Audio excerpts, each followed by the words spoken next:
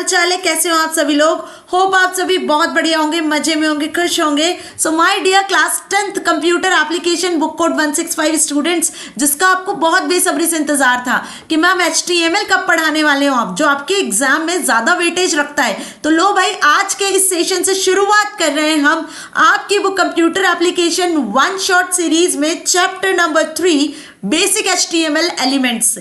So welcome back to our channel, this is बरका ma'am, your app tech guru. और हमने unit 1 networking पूरी खत्म कर ली है और आज से इस सेशन से यूनिट 2 की शुरुआत कर रहे हैं, जिसमें HTML के बेसिक टेक्स्ट के बारे में पढ़ेंगे। अब यदि एग्जाम में कोई क्वेश्चन आएगा तो आप उसको इजिली अटेम्प्ट करके आ सकते हो, फुल मार्क्स को अचीव कर सकते हो, right. So without going any delay, let's start this session. यदि अभी तक भी चैनल को सब्सक्राइब नहीं किया, then what is you waiting for, go and subscribe the channel so that आगे आने वाले अमेजिंग से सेशंस के नोटिफिकेशंस आपको मिल सके। अब देखो HTML होता क्या है, तो HTML hyper text markup language होती है। ये हमें अच्छे से पता है कि HTML hyper text markup language होता है, जिसके बारे में हमने नेटवर्किंग वाले चैप्टर में भी डिस्कस किया था, है ना। वो बेसिक लैंग्वेज जो कि वेब पेजेस, वेबसाइट्स को डिजाइन करने के लिए यूज की जाती है, जिसमें हम एक्चुअल में हाइपर टेक्स्ट को क्रिएट करते हैं, हाइपर टेक्स्ट डॉक्यूमेंट्स को क्रिएट करते हैं। इसके लिए एक स्पेसिफिक स्कीम का यूज करते हो, जिसको आप कहते हो टैग्स और एलिमेंट्स, है ना। तो इस तरीके से जब आप कोई वेब पेज को डिजाइन करते हो तो वो language basically hyper text markup language कहलाती है। तो अब HTML है क्या? HTML एक वेब पेज लेआउट लैंग्वेज है, जिसमें वेब पेज और वेबसाइट्स को बनाते हैं। हाइपरलिंक स्पेसिफिक लैंग्वेज है, मतलब यहां पर आप हाइपरलिंक्स को भी क्रिएट कर सकते हो। और एक मार्कअप लैंग्वेज है, जिसमें टैग्स जैसे हम स्कीम्स का यूज करते हैं, राइट। अब HTML क्या नहीं है, क्या है, ये तो अच्छे से समझ में आया, क्योंकि इसका क्वेश्चन एग्जाम में आता है। बट क्या नहीं है, तो ये वर्ड प्रोसेसिंग टूल नहीं है, मतलब यहां आप वर्ड के डॉक्यूमेंट प्रिपेयर नहीं कर सकते हो। और ना ही कोई प्रोग्रामिंग लैंग्वेज है, जैसे C++, जावा, पाइथन की बात करूं तो ऐसी कोई प्रोग्रामिंग लैंग्वेज नहीं है। ये एक वेब पेज लेआउट लैंग्वेज है, जिसमें हम वेबसाइट और वेब पेजेस को बनाते हैं। तो इनिशियली जब आपको किसी वेब पेज को, वेबसाइट को बनाना होता है एक बिगिनर लेवल से, तो हम HTML लैंग्वेज का यूज करते हैं। एक बिगिनर लेवल पे आपको HTML लैंग्वेज के बारे में पता होना चाहिए, ओके। तो अब एक क्वेश्चन एग्जाम में आ गया, व्हाट इज HTML, तो लिख कर आ जाओगे, and what is not HTML, तो ये भी लिख कर आ जाओगे। इसके क्वेश्चन MCQs में आते हैं। अब इसको डेवलप किसने किया, तो भाई इसके टैग्स के पढ़ने के पहले ये भी तो समझ ले इसकी थोड़ी सी हिस्ट्री। तो सर टिम बर्नर्स-ली, जिनकी फोटो आप यहाँ पर देख रहे हो, है ना, जो कि एक फिजिसिस्ट थे CERN यूनिवर्सिटी में, devised a way in the late 80s and early 90s to share documents over the internet. उन्होंने क्या किया था, अर्ली 80s 90s के टाइम पर, 1990s में ही HTML language, web browser, web page, www, ये सारी इंटरनेट टर्मिनोलॉजीज को इन्वेंट किया गया था, जैसे हमने पहले भी पढ़ा है। तो उसी टाइम पे HTML लैंग्वेज को भी डिजाइन किया गया by sir Tim Berners Lee. So he invented a markup language, जिसका नाम उन्होंने HTML रखा, हाइपर टेक्स्ट मार्कअप लैंग्वेज। उन्होंने इंटरनेट पर 90s में सबसे पहले डॉक्यूमेंट को शेयर किया था और उस डॉक्यूमेंट को उन्होंने HTML लैंग्वेज में बनाया था। सो ये छोटी सी हिस्ट्री है, बस आपको नाम ध्यान रखना है कि किसने HTML लैंग्वेज को डेवलप किया, तो Tim Berners Lee. Understand this thing. चलिए, अब HTML डॉक्यूमेंट को बनाना कहाँ होता है, तो जब ये कोई कोडिंग लैंग्वेज नहीं है, इसके लिए हम C++, जावा जैसे प्लेटफॉर्म का यूज नहीं करते, कोई प्रोग्रामिंग लैंग्वेज नहीं, तो इसको करेंगे कहां पर मैम, इसका कोड कहां लिखेंगे, तो बहुत ही सिंपल सा सॉफ्टवेयर जिसे आप नोटपैड कहते हैं, जो हर एक सिस्टम में इजीली अवेलेबल हो जाता है ना। इसको आपको डाउनलोड या इंस्टॉल करने की भी जरूरत नहीं होती है। टेक्स्ट डॉक्यूमेंट जहां हम क्रिएट करते हैं, तो बस वही नोटपैड सॉफ्टवेयर पे आपको आना है और अपना कोड लिख देना है। जो HTML कोड आपको पता है जिस तरीके से लिखा जाता है, जो आगे हम सेशन में समझने वाले, वो कोड हम नोटपैड पे लिखते हैं। तो जब भी आप कोई वेबसाइट या वेब पेज क्रिएट करना चाहते हो, तो उसका बेसिक जो सॉफ्टवेयर होता है जहां आप HTML के कोड लिखते हो, वो नोटपैड सॉफ्टवेयर होता है, जो बहुत आसानी से आप स्टार्ट कर सकते हो। नोटपैड में आने के बाद आपने अपना कोड लिख दिया, कोड लिखने के बाद में आपको अपनी फाइल को सेव करना होता है, नोटपैड की फाइल। डिफॉल्ट जो नोटपैड की फाइल है वो .txt से सेव होती है, लेकिन जब आप कोई HTML डॉक्यूमेंट बना रहे होते हो तो हमें .txt से फाइल को सेव नहीं करना होता है, तब हम सेव करते हैं फाइल को .html एक्सटेंशन के साथ। तो जो भी कोड आपने यहां लिखा, सपोज आपने ये कोड लिखा नोटपैड में, तो इसको आप Ctrl+S से सेव करोगे और .html से सेव करोगे। जैसे ही .html से सेव करोगे तो ये ब्राउजर फाइल बन जाएगी, मतलब वेब ब्राउजर पे फिर आप इसको एक्सेस कर पाओगे, ओके। तो अब इसको वेब ब्राउजर पर एक्सेस कैसे करना है, तो आपको क्या करना है, ब्राउजर विंडो ओपन कर लेना है। चाहे फिर कोई सा भी ब्राउजर आपके सिस्टम में हो, मोजिला फायरफॉक्स हो, गूगल क्रोम हो, माइक्रोसॉफ्ट एज हो, तो ब्राउजर ओपन करना है, या फिर आप कंट्रोल ओ को प्रेस करोगे ब्राउजर पर आकर तो फाइल में जाके ओपन पे भी क्लिक करोगे, या ब्राउजर विंडो में कंट्रोल ओ पर भी जाओगे, या फाइल आपने यदि डेस्कटॉप पर डॉक्यूमेंट में सेव की वहां से आप डायरेक्टली जाकर फाइल पे भी क्लिक करोगे, तो इस तरीके से आपको ब्राउजर ओरिएंटेड फाइल दिखेगी। आप डायरेक्टली इस पर भी डबल क्लिक करोगे तो भी आउटपुट आपके सामने होगा। ठीक है, आई बात समझ में। यदि आप ओपन पे क्लिक करते हो तो ओपन पे जैसे ही क्लिक करोगे ओपन डायलॉग बॉक्स खुल जाएगा, फाइल आपकी सिलेक्ट कर लेना, तो आप इस तरीके से फाइल को रन कर पाओगे। इसका प्रैक्टिकल भी बताऊंगी, डोंट वरी, फिलहाल इसके स्टेप समझ लो, है ना। अब इतना कुछ भी नहीं आता है, जो आता है वो हिस्ट्री पार्ट से आता है, HTML क्या है नहीं है वो आता है। ठीक है, प्रैक्टिकल वाला पार्ट मैं आपको जरूर बताऊंगी। अब उससे पहले जो चीजें आती है एग्जाम में वो ये है कि HTML की बेसिक टर्मिनोलॉजीज क्या होती हैं। तो सुनो, HTML में जिसका यूज किया जाता है वो होते हैं टैग्स। टैग्स को आप कमांड्स कहते हो, कीवर्ड्स भी कहते हो। इन टैग्स से मिलकर बनते हैं एलिमेंट्स। ठीक है, तो एलिमेंट्स कंप्लीट इंडिविजुअल कंपोनेंट होता है, ठीक है, जिसमें आप स्टार्टिंग टैग एंडिंग टैग दोनों का यूज करते हो। हर एक टैग की प्रॉपर्टीज होती हैं, उन प्रॉपर्टीज को कहते हैं हम एट्रीब्यूट, मतलब additional information about tags, okay, जिसे कहते हो आप एट्रीब्यूट्स। वही टैग्स जो होते हैं, एलिमेंट जो होते हैं वो दो टाइप के होते हैं, एक होता है कंटेनर एलिमेंट और दूसरा होता है एम्प्टी एलिमेंट। कंटेनर एलिमेंट क्या होता है? कंटेनर एलिमेंट जो कि टेक्स्ट को कंटेन करता है, जिसका स्टार्टिंग टैग भी होता है as well as ending tag भी होता है। यदि एम्प्टी टैग की बात करूं तो एम्प्टी टैग में सिर्फ और सिर्फ स्टार्टिंग टैग होता है। तो अब हम इसको डिटेल में कवर करने वाले हैं, होपफुली आपको ये बेसिक स्ट्रक्चर अच्छे से समझ में आया।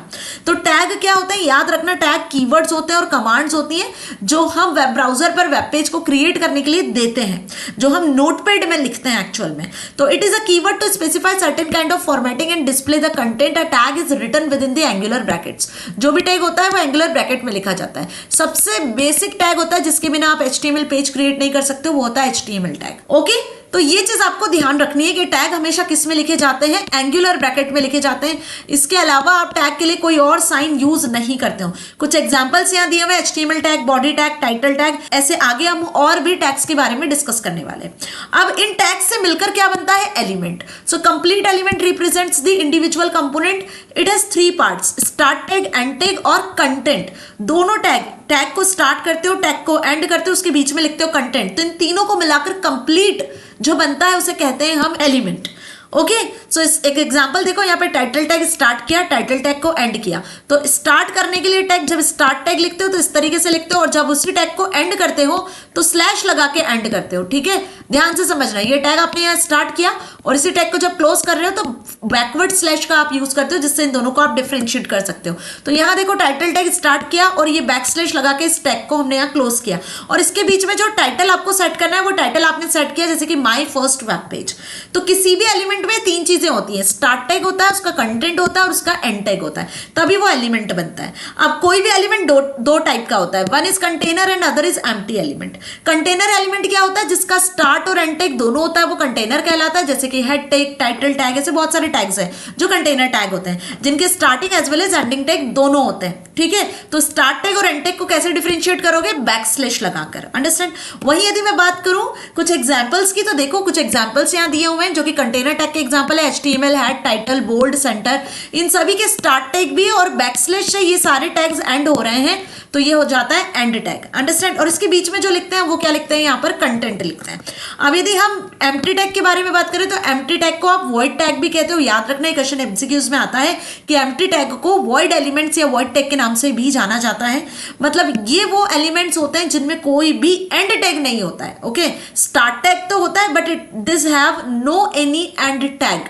इसमें BR टैग आ जाता है, बेस टैग आ जाता है, HR टैग आ जाता है ना। ये सारे जो होते हैं BR टैग, HR टैग, ये सभी एम्प्टी टैग्स होते हैं, या फिर आप इसको बोल सकते हो कि वॉइड एलिमेंट्स होते हैं जिनमें कोई भी एंड टैग नहीं होता है। ओके, नाउ अब एट्रीब्यूट की बात करूं तो एट्रीब्यूट क्या होता है? Extra bit of information, properties of a tag, जिसको हम एट्रीब्यूट कहते हैं। कोई भी टैग आपने यूज किया, उस टैग से रिलेटेड कुछ इंफॉर्मेशन, कुछ स्पेसिफिक वैल्यू यदि आपको सेट करनी है तो आप इन टैग्स के अंदर ही लिखते हो। जैसे फॉर एग्जांपल कि HTML टैग हम यूज कर रहे हैं, उसमें हमने लैंग्वेज नाम का एक एट्रीब्यूट यूज किया है कि आप जो भी लैंग्वेज में HTML कोड लिखोगे वो लैंग्वेज कैसी होगी? इंग्लिश टाइप की होगी। तो आपने लैंग नाम का एट्रीब्यूट यूज करा और उसमें EN वैल्यू पास कर दी, ये वैल्यू होती है। ठीक है, याद रखना, कोई भी एट्रीब्यूट जब स्पेसिफाई करते हो तो एट्रीब्यूट का नाम लिखते हो। क्या लिखते हो? एट्रीब्यूट नेम लिखते हो, इज इक्वल्स टू लगा के उस एट्रीब्यूट की वैल्यू को स्पेसिफाई करते हो। तो ये एट्रीब्यूट को ऐड करने का सही तरीका होता है। तो यहाँ पे HTML टैग यूज किया है, लैंग्वेज नाम का एट्रीब्यूट यूज किया है जिसकी वैल्यू हमने n मतलब इंग्लिश दी हुई है। ओके, तो एट्रीब्यूट जो होते हैं वो हमेशा एंगुलर ब्रैकेट के अंदर ही लिखे जाते हैं। जहां टैग लिखा है स्पेस देके एट्रीब्यूट को आप लिखते हो। ओके, तो कभी भी टैग के बाद में एट्रीब्यूट लिखने के पहले एंगुलर ब्रैकेट को क्लोज मत करना, ये गलत तरीका होता है। अब कुछ बेसिक HTML टैग्स की यदि बात करें तो सबसे पहला जो टैग है वो होता है HTML टैग। HTML टैग एक कंटेनर टैग होता है। HTML से स्टार्ट करते हो, HTML से ही इसको क्लोज भी कर देते हो, एंगुलर ब्रैकेट क्लोज कर दो, और जो पूरा कंटेंट होता है वो यही लिखा जाता है इन बिटवीन दी HTML। अब इसमें सबसे पहले जो HTML टैग में जो सबसे पहला एट्रीब्यूट यूज होता है जो इंपॉर्टेंट है, या ऑप्शनल भी आप इसको बोल सकते हो, ये लिखना हो तो भी लिखो, नहीं लिखना है तो भी लिख सकते हो, ठीक है, ऑप्शनल होता है। Lang attribute, lang attribute language को डिफाइन करता है कि आप जो कोड लिख रहे हो वो कौन सी लैंग्वेज में लिखते हो। तो इस लैंग एट्रीब्यूट की बहुत सारी वैल्यूज होती है। EN मतलब इंग्लिश, ENUS मतलब यूएस इंग्लिश, ENUK मतलब UK English, FR for French, DE for German, AR for Arabic, HI for Hindi. तो ऐसे आप लैंग्वेज एट्रीब्यूट की ये सारी वैल्यूज आप यहाँ पे सेट कर सकते हो। लिखना कैसे है, बस इस तरीके से लिखना है, ठीक है। तो lang attribute is used to specify the language in which you write the HTML code. वही बात करें यदि हेड टैग की, तो हेड टैग का काम होता है क्या, हेड टैग का काम होता है कि किसी भी वेब पेज को, जब आप किसी वेब पेज को डिजाइन कर रहे हो तो उसके हेडर पार्ट को सेट करने में हेल्प करता है। हेडर पार्ट ये होता है, और ये जो पार्ट होता है ये कहलाता है बॉडी पार्ट, है ना, जहां पे आप एक्चुअल में कंटेंट लिखते हो या आप हेडर स्पेसिफाई करते हो, ठीक है। तो किसी भी वेब पेज का हेडर पार्ट यदि आपको सेट करना है, टाइटल सेट करना है ना, तो हम यहाँ पर स्क्रिप्ट सेट करना है तो हम यहाँ पर हेड टैग का यूज करते हैं। सो यहाँ जो इंपॉर्टेंट सा एक टैग होता है वो होता है मेटा टैग। हेड टैग जो है क्या कंटेन करता है, title, script, style definition, document description, ये सारी चीजें। उसमें यदि आप मेटा टैग का यूज करते हो तो मेटा टैग बेसिकली UTF-8 जो आपका प्रिफर्ड कैर सेट होता है, जिसमें आप कैरेक्टर्स को स्पेसिफाई कर रहे हो, वो वैल्यू सेट करते हो। तो देखो मेटा टैग जो होता है वो ऑप्शनल होता है। यदि आपको उसको स्पेसिफाई करना है तो आप कर सकते हो हेड टैग में, अदरवाइज नहीं करना है तो भी कर सकते हो। तो हेड टैग कुछ इस तरीके से स्टार्ट करते हो, इस तरीके से हेड टैग को क्लोज कर देते हो, और इसमें फिर फर्दर आप कुछ टैग्स को लिख सकते हो। तो हेड टैग एक कंटेनर टैग होता है जिसका starting as well as ending दोनों टैग्स होते हैं। इसका काम होता है हेडर डिफाइन करना किसी भी वेब पेज का। इसमें Meta tag, title tag, script tag, सारे टैग्स आ जाते हैं, और ये HTML टैग के अंदर लिखा जाता है ना, ये भी ध्यान रखना। अब बात कर ले हेड टैग के दूसरे इंपॉर्टेंट टैग की, जिसका नाम है टाइटल टैग। टाइटल टैग क्या करता है, टाइटल डिफाइन करता है। जो भी आपके वेब पेज का हेडर है उसका यदि आपको टाइटल डिफाइन करना है तो आप टाइटल को स्पेसिफाई कर सकते हो, जो वेब पेज का टाइटल बन जाने वाला है। टाइटल डिस्क्रिप्टिव होना चाहिए, यूनिक होना चाहिए, रिलेटिवली शॉर्ट भी होना चाहिए। जितना छोटा टाइटल होगा उतना ज्यादा अच्छा होता है, ठीक है। तो यहाँ पे अप टू इसको आप 60 कैरेक्टर्स तक सेट कर सकते हो। ये देखो इस तरीके से यूज किया जाता है। हेड टैग के अंदर आप टाइटल टैग यूज करोगे। टाइटल टैग भी कंटेनर टैग होता है जिसमें आप डॉक्यूमेंट का टाइटल बताते हो कि ये डॉक्यूमेंट में किस तरीके की इंफॉर्मेशन है। सपोज कि आपने कोई अपने स्कूल का वेब पेज बनाया, तो टाइटल आपने अपने स्कूल का नाम लिख दिया, जिससे ये पता चल रहा है कि वो स्कूल के रिगार्डिंग जो है वेब पेज आपने डिजाइन किया हुआ है। ओके, इसमें प्लेन टेक्स्ट लिखते हो, कोई ग्राफिक्स, इमेजेस कुछ भी नहीं आती है। और हेड टैग के अंदर हम जो करते हैं टाइटल टैग को यूज करते हैं। Okay, now come to the next important tag which is very very important tag, जिसको कहते हैं बॉडी टैग, जो कि second and largest part of HTML document का होता है। बॉडी टैग जो कि सेकेंड लार्जेस्ट इंपॉर्टेंट टैग होता है। अब जो भी कुछ आप देखते हो वेब पेज में, graphics, images, text, audio, video की बहुत सुंदर सुंदर वेबसाइट्स आपको देखने को मिलती है, तो वो सभी बॉडी टैग में ही क्रिएट होती है। It contains all elements, text, images, list, tables, hyperlinks etcetera. ये भी एक कंटेनर टैग होता है। इस तरीके से इसको यूज करते हो। स्टार्ट टैग, एंड टैग दोनों इसके होते हैं। इसमें आप डॉक्यूमेंट का बॉडी डिफाइन करते हो। इसके कुछ एट्रीब्यूट्स होते हैं जो बहुत इंपॉर्टेंट होते हैं, जैसे कि आपको यदि बैकग्राउंड में इमेज सेट करना है तो बैकग्राउंड एट्रीब्यूट का यूज करते हो। आपको यदि किसी पेज का बैकग्राउंड कलर सेट करना है तो BG कलर का यूज करते हो। ये बहुत इंपॉर्टेंट टैग्स है, अच्छे से समझ लेना। बैकग्राउंड और BG कलर, इसके बिना आपका पेपर नहीं बनेगा। ये जरूर आएंगे एग्जाम में, एवरी ईयर आते हैं ये क्वेश्चन। बॉडी टैग का BG कलर और बैकग्राउंड, ये दो एट्रीब्यूट हर साल पूछे जाते हैं। वहीं यदि आपको अपने वेब पेज का टेक्स्ट बदलना है तो आप टेक्स्ट एट्रीब्यूट का यूज कर सकते हो। यदि आपने कोई लिंक स्पेसिफाई की हुई है वेब पेज में, उस लिंक का कलर बदलना है तो ए लिंक, वे लिंक का यूज करते हो। आपको यदि वेब पेज में जो है मार्जिन सेट करनी है तो आप टॉप मार्जिन या लेफ्ट मार्जिन को भी सेट कर सकते हो। तो ये कुछ इसके एट्रीब्यूट्स हैं, इनकी सर्टेन कुछ वैल्यूज होती है, अभी हम डिटेल में देखेंगे। राइट तो body contains all tags that control the appearance of the body of the web page. Web page का यदि आपको अपीयरेंस बदलना है तो इसमें आप बहुत सारे टैग्स का यूज कर सकते हो। बॉडी टैग भी किस में लिखा जाता है, HTML टैग में लिखा जाता है। तो यहाँ पे कुछ इसके एट्रीब्यूट्स हैं जो मैंने इन शॉर्ट लिखे हुए हैं और ये आपको बहुत हेल्प करने वाले हैं। ये एट्रीब्यूट्स अधिकतर एग्जाम में आते हैं। ए लिंक मतलब कि जब आपने कोई लिंक क्रिएट की है तो उस एक्टिव लिंक का कलर बदलने में हेल्प करता है। ए फॉर एक्टिव लिंक याद रखना, ठीक है।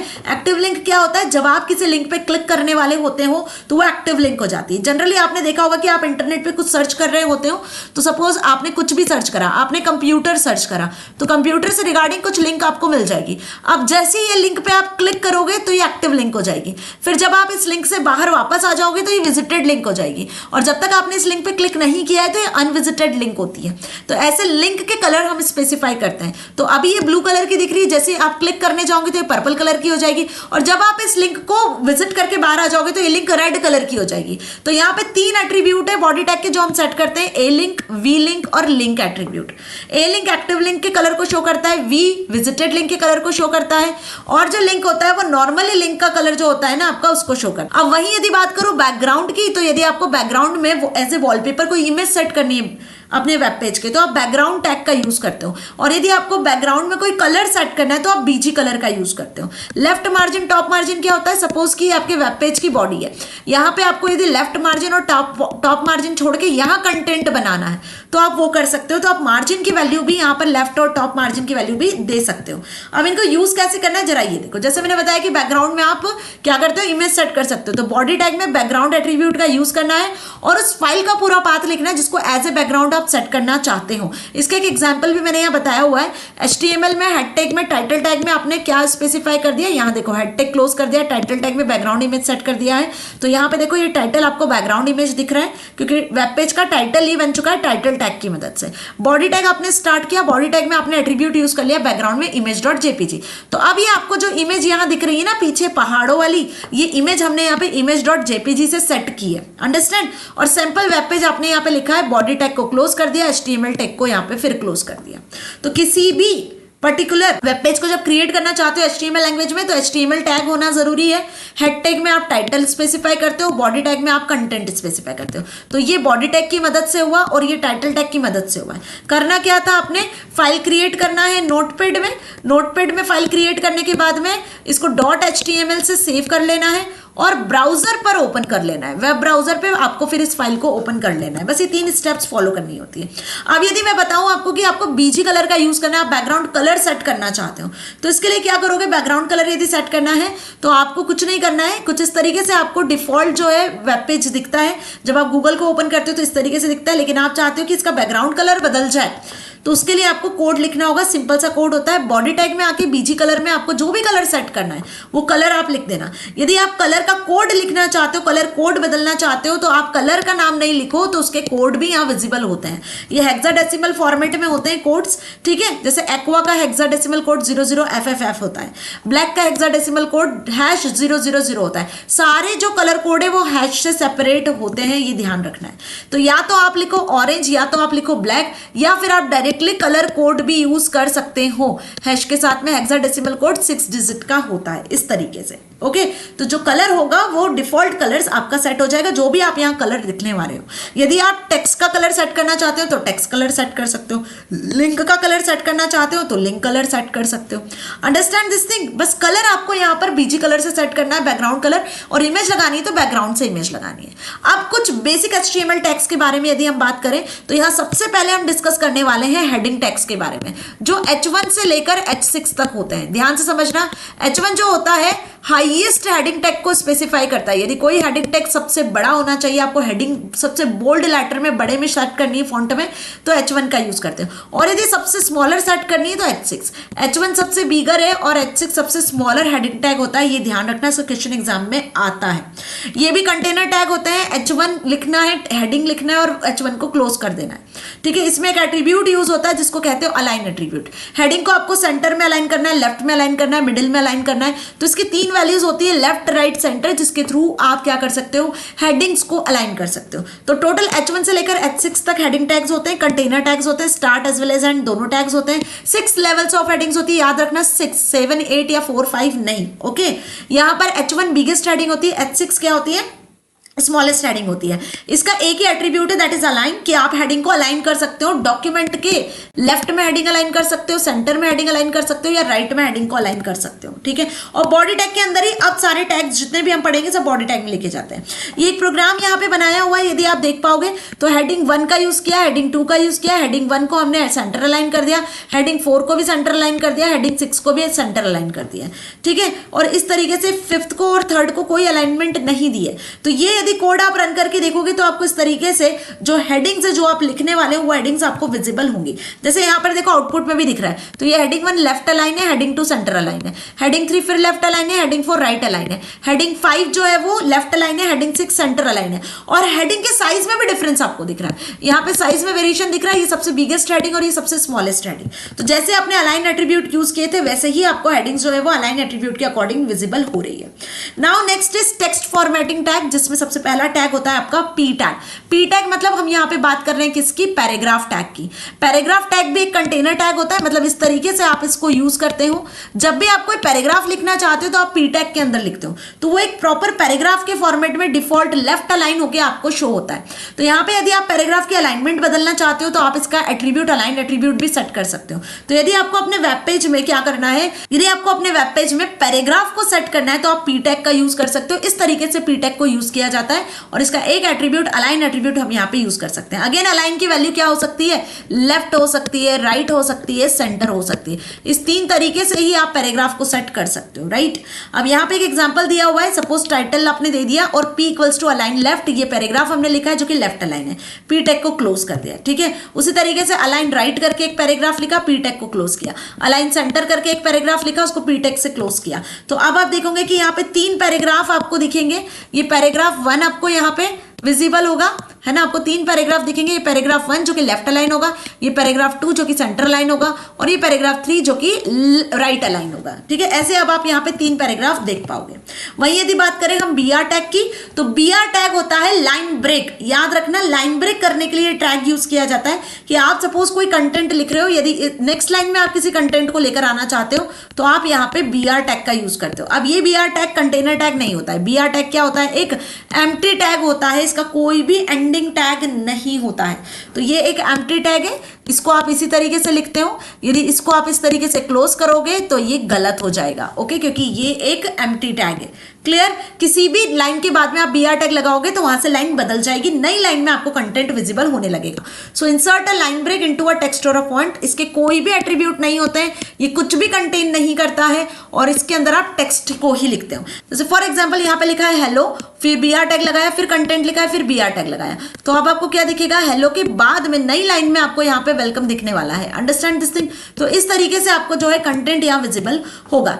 नाउ यदि मैं बात करूँ सेंटर टैग की, तो जब आपको कोई भी टैग सेंटर में लेकर आना चाहते हो, मतलब आप वेब पेज के किसी भी टेक्स्ट को सेंटर में यदि अलाइन करना चाहते हो तो एक तो अलाइन में आप सेंटर सेट कर सकते हो, या इसके लिए अलग से एक टैग दिया जाता है जिसका नाम है सेंटर टैग। तो सेंटर टैग एक कंटेनर टैग होता है, कुछ इस तरीके से इसको यूज करते हो। इसका starting tag as well as ending tag होता है, जिसमें जो भी कंटेंट लिखोगे वो सेंटर में आपको दिखेगा, वेब पेज के सेंटर में। तो centre a section of the text, इसमें कोई एट्रीब्यूट नहीं होता है, बॉडी टैग में ही हम इसको लिखते हैं। सारे टैग जितने भी पढ़ेंगे सब बॉडी टैग के अंदर लिखे जाते हैं, ओके।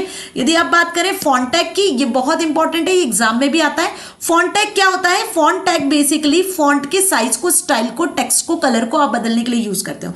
आपने बहुत सारे फॉन्ट के नाम सुने होंगे, एरियल, टाइम्स न्यू रोमन सुना होगा, है ना, टाइम्स न्यू रोमन, कैलिबरी, है ना। ऐसे कुछ जो फॉन्ट्स होते हैं आप यहाँ पे फॉन्ट टैग की मदद से सेट कर सकते हो। आपको वेब पेज के जो फॉन्ट है वो अच्छे नहीं लग रहे तो आप अपने फॉन्ट सेट कर सकते हो फॉन्ट टैग की मदद से।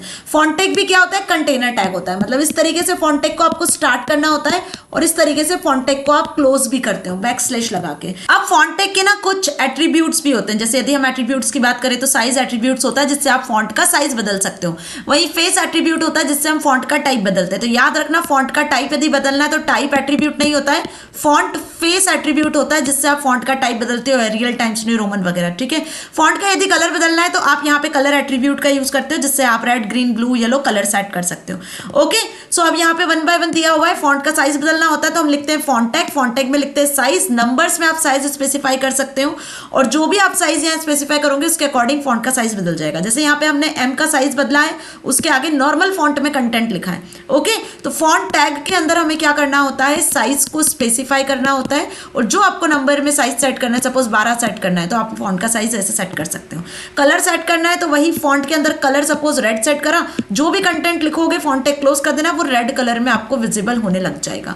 Clear? Now come to the font face attribute. इसको याद रखना, इसके आगे इंपॉर्टेंट लगा लो, this is very important attribute. You can also change the font type of the text are displaying, this can be done by using the face attribute. With the face attribute, a list of font name is provided enclosed with quotes. Browser firstly tries to find out whether the font first name in the list is supported by it or not. देखो, अब different browsers होते हैं और वो अपने according font को support करते हैं, ठीक है। तो ये डिपेंड करता है कि आप जो भी फॉन्ट दे रहे हो, यदि वो ब्राउजर सपोर्ट नहीं करता है तो आप यहाँ पे लिस्ट ऑफ फॉन्ट्स को प्रोवाइड कर सकते हो कॉमा लगा के। जिस भी किसी फॉन्ट को ब्राउजर सपोर्ट करेगा उसको उसके अकॉर्डिंग चेंजेस कर देगा। जैसे सपोज मैंने यहाँ पर लिखा फॉन्ट टैग और फॉन्ट टैग में फेस एट्रीब्यूट का यूज किया, इज इक्वल्स टू लगा के मैंने यहाँ पर एरियल फॉन्ट भी दे दिया है ना, कैलिबरी फॉन्ट भी दे दिया है, ये सी है, राइट। और ऐसे मैंने कॉमा लगा के मल्टीपल फॉन्ट्स दे दिए हैं। अब यदि ब्राउजर एरियल को सपोर्ट करेगा तो फॉन्ट आपके एरियल में चेंज हो जाएंगे, यदि एरियल को सपोर्ट नहीं करेगा तो कैलिबरी में तो चेंज हो गई। तो ऐसे आप यहाँ पे मल्टीपल फॉन्ट्स को स्पेसिफाई कर सकते हो। तो फॉन्ट फेस एट्रीब्यूट भी अच्छे से समझ में आया। नाउ फॉन्ट टैग और बेस फॉन्ट टैग में क्या डिफरेंस है ये समझो, ठीक है। फॉन्ट टैग क्या होता है, सारे ब्राउजर्स के थ्रू सपोर्ट किया जाता है, मतलब Mozilla Firefox, Google Chrome, Microsoft Edge, जिस भी किसी ब्राउजर का आप यूज करते हो सभी ब्राउजर फॉन्ट टैग को सपोर्ट करते हैं। लेकिन base font tag old type का टैग होता है जिसको सिर्फ और सिर्फ इंटरनेट एक्सप्लोरर ही सपोर्ट करता है। मतलब आजकल जो लेटेस्ट ब्राउजर्स हम यूज कर रहे हैं तो बेस फॉन्ट टैग उसको सपोर्ट नहीं करता है। फॉन्ट और बेस फॉन्ट टैग दोनों ही सेम टैग्स होते हैं, दोनों ही फॉन्ट को चेंज करने के लिए यूज होते हैं, फॉन्ट को सेट करने के लिए यूज होते हैं। But base font tag only supported by internet explorer browser and font tag is supported by all the browsers. ये कंटेनर टैग होता है, ये एम्प्टी टैग होता है। मतलब कि यदि मैं फॉन्ट टैग की बात करूं तो फॉन्ट टैग को आपको लिखने के लिए इस तरीके से स्टार्ट और एंड टैग का यूज करना होगा, लेकिन बेस फॉन्ट टैग में आपको एंड करने की जरूरत नहीं होती है, वो इसी तरीके से यूज होता है क्योंकि एक एम्प्टी टैग होता है। Applied on the text enclose between it tags, मतलब कि जो भी आपने कंटेंट लिखा है उसके पहले आप इस फॉन्ट टैग को अप्लाई कर सकते हो। कहीं भी पूरी बॉडी एरिया में कंटेंट के कहीं भी आप फॉन्ट टैग को अप्लाई कर सकते हो, है ना। सपोज हेडिंग में अप्लाई किया, पैराग्राफ में अप्लाई किया तो दैट्स ओके। लेकिन वही बेस फॉन्ट टैग की बात करें तो ये पूरे डॉक्यूमेंट जैसा अप्लाई होता है। बॉडी टैग में के बाद यदि आपने बेस फॉन्ट टैग का यूज कर लिया है तो फिर आपने लिस्ट लिखा है, पैराग्राफ लिखा है, हेडिंग लिखा है, सब एक जैसे फॉन्ट के हो जाएंगे। Understand? It can be written in body tag and it can be written in title as well as body tag. इस बेस फॉन्ट को आप बॉडी टैग में भी लिख सकते हो, टाइटल टैग में भी लिख सकते हो। So these are the differences. ये क्वेश्चन एग्जाम में आता है 2 नंबर में, आराम से इसके बारे में आप एग्जाम में लिखकर आ सकते हो, है ना। बस ध्यान रखना कि क्या इसके डिफरेंसेस होता है, बाकी काम दोनों का सेम होता है। नाउ हॉरिजॉन्टल रूलर्स, मतलब यदि आपको अपने डॉक्यूमेंट में इस तरीके की एक लाइन ड्रॉ करनी है तो इसके लिए जिस टैग का यूज होता है वो होता है HR tag. HR tag is used to draw the horizontal line, है ना, जो स्केल से आप हॉरिजॉन्टल लाइन ड्रॉ करते हो, बिल्कुल उसी तरीके से। Horizontal rules give a way to separate sections of your document visually. HR tag produces a horizontal line spread across the width of browser window. जो आपका ब्राउजर का विंडो है, सपोज ये आपका ब्राउजर का विंडो है, अब आपको कैसी हॉरिजॉन्टल लाइन ड्रॉ करनी है, पूरी कंप्लीट, या आपको सेंटर में, लेफ्ट में, राइट में, या आपको सिर्फ हेडिंग में लाइन ड्रॉ करनी है। जैसी आपको लाइन ड्रॉ करनी है ब्राउजर विंडो के अकॉर्डिंग हॉरिजॉन्टल लाइन ड्रॉ करने के लिए एचआर टैग का यूज करते हैं। ये एक एम्प्टी टैग होता है, जैसे बीआर एम्प्टी टैग होता है, बिल्कुल वैसी एचआर भी एम्प्टी टैग होता है। इसका एक एट्रीब्यूट होता है जिसको हम कहते हैं साइज एट्रीब्यूट, जिससे आप क्या कर सकते हो, लाइन का साइज स्पेसिफाई कर सकते हो, वो भी किसमें, पिक्सल्स में, ठीक है। अब ये ध्यान रखना कि 72 पिक्सल्स मिलकर क्या बनाते हैं, 72 पिक्सल्स मिलकर 1 इंच बनाते हैं। तो ऐसे आप पिक्सल्स में इसकी साइज को स्पेसिफाई कर सकते हो। If you divided and inch into 72 points then 1 each point is generally equal to a pixel. Understand this thing? तो size equals to 36, HR size equals to 72। तो यहाँ 2 हॉरिजॉन्टल रूलर बनेंगे 36 और 72 साइज के अकॉर्डिंग। तो आप यहाँ पे एचआर टैग का साइज एट्रीब्यूट यूज कर सकते हो। उसी के साथ एचआर टैग का एक और एट्रीब्यूट होता है जिसे कहते हो आप no shade attribute. You can see in the output of the example bigger horizontal ruler appear as 3D rules to have a flat 2D rule just as no shade to HR. You can see the effect of no shed in the output in the example to display 2D and 3D horizontal rulers. मतलब आप जो चाहते हो कि आपका जो line draw हो रहा है वेब पेज पे वो 2D हो, 3D हो या नो शेड हो, तो आप ये प्रॉपर्टी नो शेड एट्रीब्यूट के थ्रू सेट कर सकते हो. मतलब यहाँ पे HR टैग आपने यूज किया तो एक नॉर्मल सा हॉरिजॉन्टल रूलर ड्रॉ होगा. 30 सेट किया तो साइज 30 के अकॉर्डिंग हॉरिजॉन्टल रूलर ड्रॉ होगा. नो शेड सिलेक्ट किया तो बिना शेड के हॉरिजॉन्टल रूलर जो है वो आपका ड्रॉ होगा. ओके, फॉर एग्जांपल हियर देखो, ये नॉर्मल HR टैग से यूज किया है. यहाँ पे HR टैग में आपने साइज स्पेसिफाई किया था 30 और यहाँ पे HR टैग में आपने नो शेड का यूज किया है. HR टैग में नो शेड, तो नो शेड एट्रीब्यूट की मदद से क्या हो रहा है, देखो ये बिना शेड के जो है हॉरिजॉन्टल रूलर आपको यहाँ विजिबल हो रहा है. ओके, आ गई बात समझ में अच्छे से. इसको अभी हम रन भी करके देखेंगे, सो डोंट वरी. फिलहाल हम सारे टैग समझ लें, तो एक साथ में आपको सारे टैग्स को यूज करना बता दूंगी कि कैसे यूज करना है प्रैक्टिकली भी. अब HR टैग में आप हॉरिजॉन्टल रूलर का विड्थ, अलाइनमेंट और कलर भी सेट कर सकते हो. देखो साइज सेट कर सकते हैं, ठीक है, नो शेड सेट कर सकते हैं. वहीं आप हॉरिजॉन्टल रूलर को अलाइन करना चाहते हो, सेंटर लेफ्ट अलाइन, तो अलाइन कर सकते हो. कलर सेट करना चाहते हो, रेड ग्रीन ब्लू येलो, किस कलर का हॉरिजॉन्टल रूलर चाहिए, कलर सेट कर सकते हो. आपको कितनी विड्थ के अकॉर्डिंग, मतलब कितनी विड्थ के अकॉर्डिंग आपको जो है हॉरिजॉन्टल रूलर डिस्प्ले करवाना है, तो विड्थ भी सेट कर सकते हो.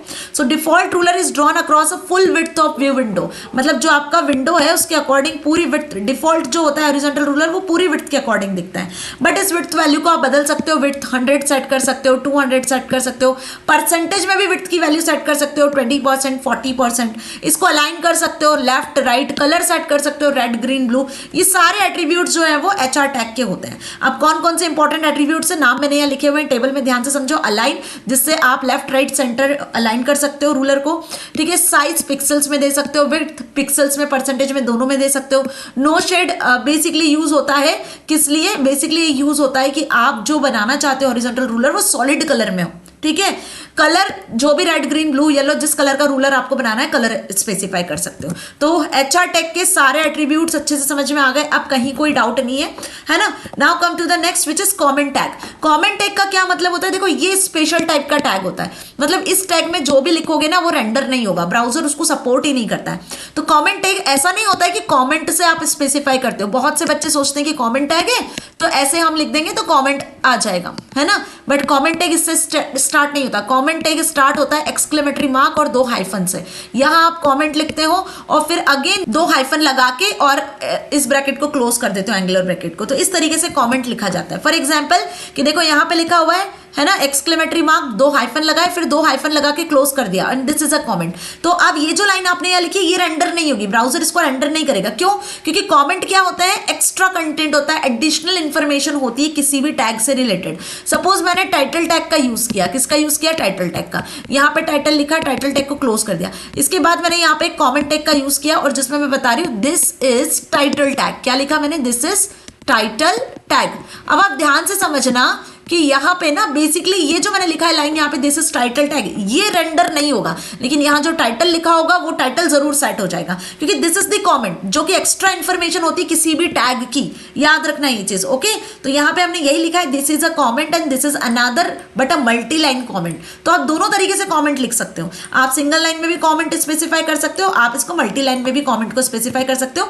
ये ब्राउजर पे रेंडर नहीं होता है. जैसे यहाँ एक एग्जाम्पल दिया हुआ है, देखो HTML हेड टाइटल और हेड बॉडी टैग में हमने लिखा है this command will not be rendered by browser, और P टैग में लिखा है but this text will be rendered by the browser. मतलब कि P टैग से ये पैराग्राफ तो क्रिएट होगा, लेकिन क्योंकि आपने कमेंट टैग यूज किया है तो ये लाइन एग्जीक्यूट नहीं होगी. तो देखो यहाँ पर this text will be rendered by the browser, सिर्फ P टैग यूज हुआ. लेकिन यहाँ पे जो आपने कमेंट टैग में लिखा था this command will not be rendered by the browser, तो ब्राउजर के थ्रू वो लाइन रेंडर नहीं हुई है, क्योंकि कमेंट ब्राउजर रेंडर नहीं करता है, क्योंकि वो एक्स्ट्रा इंफॉर्मेशन होती है. तो कमेंट टैग याद रखना, भूलना मत, इसका क्वेश्चन एग्जाम में आता है. ये स्टार्ट टैग होता है, ये एंड टैग होता है कमेंट का, और यहाँ पे हम जो है कमेंट को लिखते हैं. ओके, ये क्वेश्चन कंफ्यूज करने के लिए आता है CBSE के थ्रू एग्जाम में. ओके, नाउ अब कुछ लॉजिकल और फिजिकल टेक्स्ट स्टाइल्स टैग्स भी होते हैं। लॉजिकल टेक्स्ट स्टाइल टैग्स क्या होते हैं, ध्यान से समझो। Logical text styles are general descriptions, each browser handles the logical style in its own way. Logical styles render the text according to its meaning, like EM for emphasising text, strong is for strongly emphasising something. मतलब यहाँ पे देखो logically जब आपको text में change करना है, font में बदलाव करना है, मतलब आपने क्या किया, आपने एक पर्टिकुलर वेब पेज बनाया, अब उसमें आपने कुछ हेडिंग लिखी है, तो हेडिंग का यदि आप फॉन्ट सेट करना चाहते हो, लॉजिकली आप चाहते हो कि हेडिंग बोल्ड हो जाए, है ना, या फिर आपने यहाँ पे कुछ कोड लिखा है ना, कुछ प्रोग्रामिंग कोड लिखा है, तो कोड का फॉन्ट भी अपने अकॉर्डिंग चेंज हो जाए, टाइपराइटर टाइप फॉन्ट में हो जाए। तो ये कुछ लॉजिक के अकॉर्डिंग आप यदि किसी टेक्स्ट को चेंज करना चाहते हो तो ये लॉजिकल टेक्स्ट स्टाइल टैग्स होते हैं। अब कौन कौन से होते हैं देखो, यदि आपको डेफिनेशन लिखनी है तो DFN टैग का यूज करते हो, वो डेफिनेशन स्टाइल में ऑटोमेटिकली सेट हो जाता है, जो इटैलिक्स होती हैं। EM का यूज कर सकते हो, ये भी इटैलिक में टेक्स्ट को कंटेन कर देता है, इसका फुल फॉर्म होता है एम्फेसाइज। साइड टैग का यूज करते हो, जो कि आप जब भी किसी वेब पेज में कोई बुक का टाइटल लिखते हो या किसी भी टाइटल को लिखते हो तो वो इटैलिक में होना चाहिए, अलग से दिखना चाहिए ना, उसका टेक्स्ट स्टाइल अलग होना चाहिए, तो साइटेशन देने के लिए साइड टैग का यूज करते हैं। यदि आप कोई प्रोग्रामिंग कोड लिखते हो तो कोड टैग का यूज कर सकते हो। यहाँ पे एक फिक्स्ड विड्थ में फॉन्ट आपको डिस्प्ले होता है। KBD कीबोर्ड एंट्री, जब आप कीबोर्ड से लिखते हो तो कीबोर्ड एंट्री किस तरीके से दिखती है, अंडरस्टैंड, तो कीबोर्ड एंट्री के लिए हम KBD टैग का यूज कर लेते हैं, ये भी फिक्स्ड विड्थ फॉन्ट होता है, याद रखना। DFN tag, EM tag, side tag, ये इटैलिक्स में होते हैं। कोड और KBD टैग ये फिक्स्ड विड्थ फॉन्ट होते हैं, है ना, मतलब फॉन्ट का टाइप ऐसा होता है। SMP टैग क्या होता है, SMP tag sequence of literal characters, जो कि फिक्स्ड विड्थ फॉन्ट ही होते हैं। जो लिटरल कैरेक्टर्स होते हैं यदि उनको आपको डिस्प्ले करवाना है तो आप उसके लिए इस टैग का यूज कर सकते हो। यदि आप बोल्ड में टेक्स्ट को डिस्प्ले करवाना चाहते हो तो आप स्ट्रॉन्ग टैग का भी यूज कर सकते हो। स्ट्रॉन्ग टैग भी क्या करता है, टेक्स्ट को बोल्ड कर देता है ना, it is displayed the text in bold. यदि आपको कोई वेरिएबल डिफाइन करना है तो वॉर टैग का यूज कर सकते हो, जो कि इटैलिक्स में वेरिएबल को ड्रॉ करता है। तो ये जितने टैग मैंने बताए यहाँ पे DFN, M, side, code, KBD, SAMP, strong, war, ये सभी लॉजिकल टेक्स्ट स्टाइल टैग्स होते हैं, जो कि टेक्स्ट को लॉजिकली सेट करते हैं ब्राउजर पर। ओके, जैसे उनके यूज होता है वैसे उसके अकॉर्डिंग, जैसा टेक्स्ट होता है उसके अकॉर्डिंग। ओके, वहीं कुछ टैग्स होते हैं फिजिकल टेक्स्ट स्टाइल टैग्स। तो अब ये फिजिकल टेक्स्ट स्टाइल टैग्स क्या होते हैं, ये फिजिकली टेक्स्ट को बदलने में हेल्प करते हैं। यहाँ पे जो आप यूज करते हो ना, वो 3 से 4 टैग्स होते हैं, जैसे कि B tag for bold text, I tag for italic text, TT tag for typewriting text, ठीक है, टाइपराइटर से जैसे टेक्स्ट आते हैं ना फिक्स्ड विड्थ फॉन्ट, उसके लिए U tag for underlining text, मतलब टेक्स्ट को आपको बोल्ड करना है, इटैलिक करना है, अंडरलाइन करना है, टाइपराइटर टेक्स्ट चाहिए तो आप BI, U और DT टैग का यूज कर सकते। ये सारे टैग्स जो हैं फिजिकल टेक्स्ट स्टाइल टैग्स में इंक्लूड होते हैं। अच्छे से समझ में आया, जैसे कोई टेक्स्ट आपको बोल्ड करना है तो आपने B टैग में लिख दिया, सपोज आपने यहाँ पे लिखा CBSE, ये हेडिंग है और उसको बोल्ड करना है, तो B टैग में लिखोगे तो ये जो हेडिंग आपने यहाँ लिखी है वो बोल्ड हो जाएगी, अंडरस्टैंड दिस थिंग। इसको इटैलिक करना है तो आप I टैग का यूज कर लोगे तो ये इटैलिक हो जाएगा, U टैग का यूज करोगे तो अंडरलाइन हो जाएगा। तो कुछ इस तरीके से हम इन टैग्स का यूज करते हैं। Come to the next very important tags which are superscript and subscript tag. अब देखो सुपरस्क्रिप्ट टैग और सबस्क्रिप्ट टैग का मतलब समझो।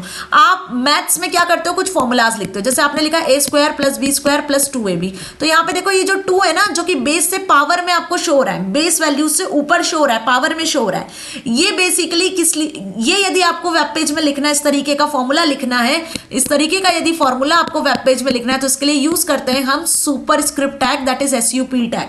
सुपरस्क्रिप्ट टैग मतलब ऊपर, जब पावर को शो करना होता है तो सुपरस्क्रिप्ट टैग का यूज करते हैं। वहीं केमिस्ट्री में यदि आप कोई फॉर्मूला लिखते हो, जैसे वाटर का फॉर्मूला लिखते हो H2O, तो ये बेस से नीचे आपको वैल्यू शो कर रहा है 2, ये 2 को यदि आपको बेस वैल्यू से नीचे लेकर आना है, बेस कैरेक्टर से, तो यहाँ पर आप सबस्क्रिप्ट टैग का यूज करते हो। तो ध्यान रखना, सुपर मींस ऊपर जो पावर में ले जाता है वैल्यू को, सबस्क्रिप्ट मतलब नीचे जो कि बेस वैल्यू से नीचे वैल्यू को लेकर आता है। तो सुपरस्क्रिप्ट सबस्क्रिप्ट 2 टैग होते हैं। To right something like H2O, तो हम यहाँ पे सबस्क्रिप्ट टैग का यूज करेंगे, H लिखा, सबस्क्रिप्ट टैग लगाया, 2 कहाँ जाएगा, इस तरीके से आपको बेस में शो होगा, अंडरस्टैंड। सुपरस्क्रिप्ट टैग का यूज किया जाता है पावर में वैल्यूज को शो करने के लिए। तो x का स्क्वायर लिखना है तो x लिखा, सुपरस्क्रिप्ट टैग लगा दिया और 2 लिख दिया, तो इससे ये आंसर जनरेट होगा x², अंडरस्टैंड दिस थिंग। तो ये क्वेश्चन भी आपसे MCQs में पूछा जाता है, प्रीवियस ईयर के पेपर उठा के देखना, उसमें क्वेश्चन आता ही आता है।